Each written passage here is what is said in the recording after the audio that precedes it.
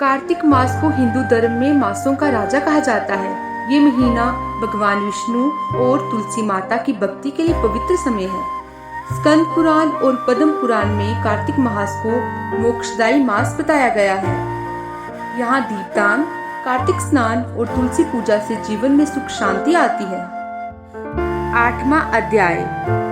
नारद जी कहने लगे कि राजा पृथु, जलंधर ने हमारा बड़ा आदर और सत्कार किया।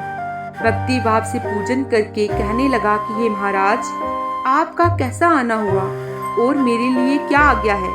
हमने कहा कि हे दैत्यराज, मैं कैलाश पर गया था।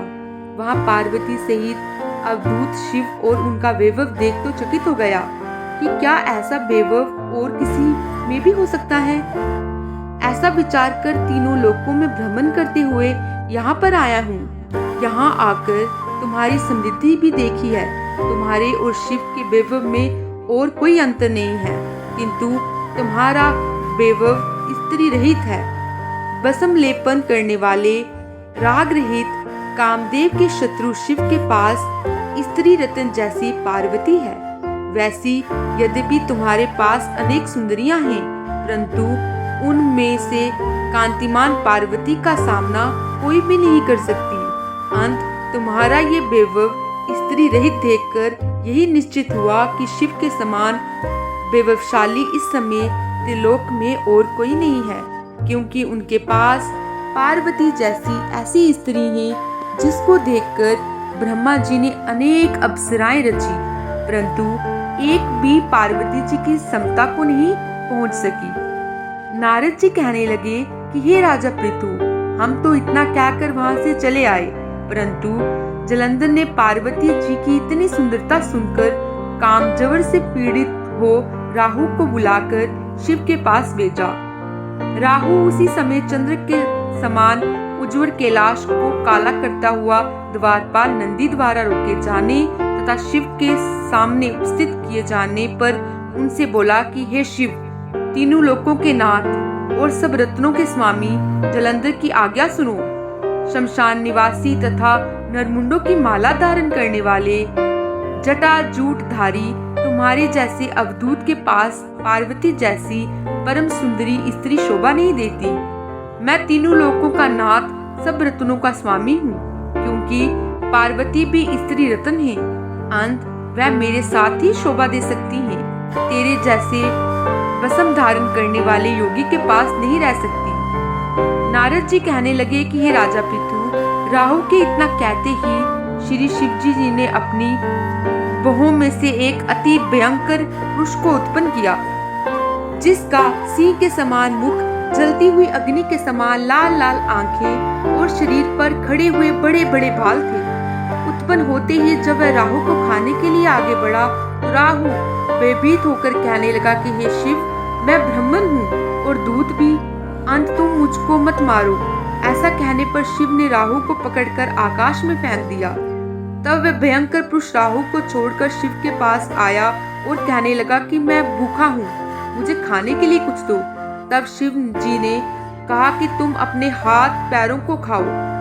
जब वह हाथ पैरों को खाता हुआ सारे धड़ को खा गया और केवल मुख ही बचा, तब शिवजी जी ने प्रसन्न होकर कहा कि आज से तुम्हारा नाम कीर्तिमुख होगा और तुम हमारे द्वारपाल होगे। पहले तुम्हारी पूजा होगी, तुम्हारी पूजा के बिना हमारी पूजा निष्फल होगी। उधर राहु आकाश में जाकर बर्बर देश में गिरा। राहु की ऐसी दशा सुनकर जलंधर को बड़ा क्रोध आया। वह दैत्यों की 1 करोड़ सेना लेकर अपनी पुरी से बाहर निकला। बाहर निकलते ही सामने एक आंख वाले शुक्राचार्य और अंगहीन राहु मिले। इनके अतिरिक्त और भी अनेक अपशकुन हुए, परंतु वह रुका नहीं। तब दैत्य सेना सारे आकाश में छा गई। जब देवताओं ने जलंधर की कैलाश पर चढ़ाई देखी तो छिपकर शिवजी जी महाराज को खबर दी। श्री शिवजी जी ने उसी समय विष्णु भगवान का स्मरण किया। स्मरण करते ही भगवान वहां आकर उपस्थित हो गए। तब शिवजी जी ने कहा कि हे भगवान, आपने देवताओं को पीड़ा देने वाले इस दैत्य को मारा क्यों नहीं? इतना ही नहीं, आप वहां जाकर उसके घर में विराजमान क्यों हो गए? तब विष्णु जी कहने लगे कि ये आपके अंश से उत्पन्न हुआ है और लक्ष्मी जी का भाई है, इस कारण हमने इसको मारा नहीं। ये आपके हाथ से ही मारा जाएगा। तब शिवजी जी बोले, ये तेजस्वी दैत्य, हमसे ऐसा नहीं मारा जाएगा। आप सब इसको मारने के लिए अपना अपना तेज दीजिए। तब विष्णु से सब देवताओं ने अपना अपना तेज दिया। इसके बाद शिवजी जी ने उस तेज को इकट्ठा करके ज्वालामाली सुदर्शन चक्र बनाया और एक वज्र बनाकर जलंधर से युद्ध करने को तैयार हो गए। शिवजी जी ने भूतगणों की सेना में समस्त देवगण भी आकर सम्मिलित हो गए। उधर कैलाश के निकट जलंधर अपनी सेना लेकर आ पहुंचा। इधर कीर्तिमुख, नंदी आदि सब गण और देव सेना भी मैदान में आ डटी। तब जलंधर और देवताओं में ऐसा घोर संग्राम हुआ जिसने सारा विश्व कंपमान हो उठा। युद्ध में जितने भी दैत्य मारे जाते उन सबको दैत्य गुरु शुक्राचार्य जी अपनी संजीवनी विद्या से जीवित कर देते थे। ये देखकर भूत आदि गण भागकर शिवजी जी के पास गए और उनको संपूर्ण वेदांत चा सुनाया। तब शिवजी जी ने अपने मुख से महाभयंकर तालझंगा, जिसका मुख पर्वत की कंधार के समान था, एक कन्या उत्पन्न की। वह कन्या दैत्यों को खाती हुई शुक्राचार्य को उठाकर एकदम अलोप हो गई। तब दैत्यों को शिवगण बुरी तरह से मारने लगे।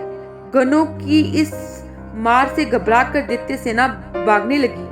दैत्य सेना को इस प्रकार भागते हुए देखकर जलंधर ने सेनापति शुंभ और निशुंभ तथा कालनेमी आगे आए। इनको देखकर दैत्यों ने अनेक प्रकार से देवसेनाओं पर प्रहार किया, जिससे देवसेना मार खाकर भागने लगी। तब गणेश और शुंभ का महाघोर युद्ध हुआ। इस बार अपनी सेना को भागते देखकर जलंधर स्वयं रणक्षेत्र में आया। देवसेना की ओर से वीरभद्र अनेक प्रकार के प्रहार जलंधर पर करता रहा। तब जलंधर ने क्रोध में आकर अपना परिध उस पर दे मारा और उसके रथ की पताका काट दी। साथ ही जलंधर ने वान वर्षा करके देवसेना में भगदड़ मचा दी। अपनी सेना की ऐसी दशा देखकर स्वयं शिवजी जी बैल पर चढ़कर युद्ध करने के लिए आए और आते ही दैत्य सेना पर बाणों से तीव्र प्रहार किया। इन प्रहारों से दैत्य सेना इस प्रकार भागने लगी जैसे कार्तिक मास के व्रत से पाप भाग जाते हैं। उसी पर समय शिवजी जी ने अपने बाणों के प्रहार से खंडक रोमा का सिर काटकर पृथ्वी पर गिरा दिया। तब जलंधर ने महाघोर ललकार की तो शिवजी जी ने उसके रथ के घोड़े और सारथी को भी मार गिराया। तब जलंधर पैदल ही अपनी खंडक लेकर शिवजी जी की ओर दौड़ा। शिवजी जी ने उसी क्षण एक मुक्का उसकी छाती पर मारा, जिससे वह कुछ विहल हो गया। इस प्रकार जब दैत्य ने देखा कि शिव आजे हैं तो उसने गंधर्व माया रची। गंधर्व और अप्सराएं नाचने और गाने लगे। शिवजी जी भी इस माया में फंसकर नाचने और गाने लगे। जलंधर दैत्य श्री शिवजी को माया में फंसा देखकर महादेव जी का रूप धरकर पार्वती जी के पास गया और पार्वती जी का रूप देखकर कंपांत हो गया। पार्वती जी महादेव को आया देखकर खड़ी हो गई, परंतु तत्काल ही राक्षसी माया समझकर वहां से अंतर्ध्यान हो गई। तब जलंधर पुण्य युद्ध भूमि में आया। उधर जलंधर के चले जाने के बाद पार्वती जी ने भगवान विष्णु का स्मरण किया। तब भगवान विष्णु ने वहां उपस्थित होकर पार्वती जी को आश्वासन दिया। भगवान विष्णु जी ने सोचा कि जलंधर ने स्वयं अपनी मृत्यु का रास्ता बता दिया। ये दुष्ट वृंदा की प्रतिव्रत धर्म के कारण ही मृत्यु को प्राप्त नहीं होता है। अंत देवताओं के कार्य तथा भक्तों की रक्षा करने के लिए हमको ही वृंदा के धर्म को भंग करने का घोर कर्म करना पड़ेगा। ऐसा करने पर ही इस दुष्ट की मृत्यु होगी। इतनी ही देर में शिवजी भी राक्षसी माया से मुक्त होकर जलंधर को आया देख उसके साथ युद्ध करने को तैयार हो गए और उस पर अनेक बाणों से प्रहार किया। नमो नारायण। 8वां अध्याय समाप्त।